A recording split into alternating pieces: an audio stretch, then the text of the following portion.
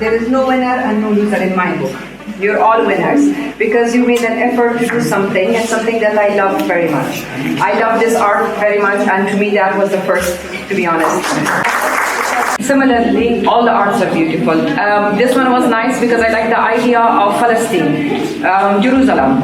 It also shows that you are informed. It's not only the art, but also information behind what you're drawing and the message you're conveying. So Jerusalem, there is a mosque, and the mosque is on fire. The other drawing, I think Jamil Seb loved that one, number 2, because I think he connected to that art. Again, I love all the arts. Well done. I'm very proud of you and very proud of this college because you are ahead of all the 3 colleges when it comes to all the sciences.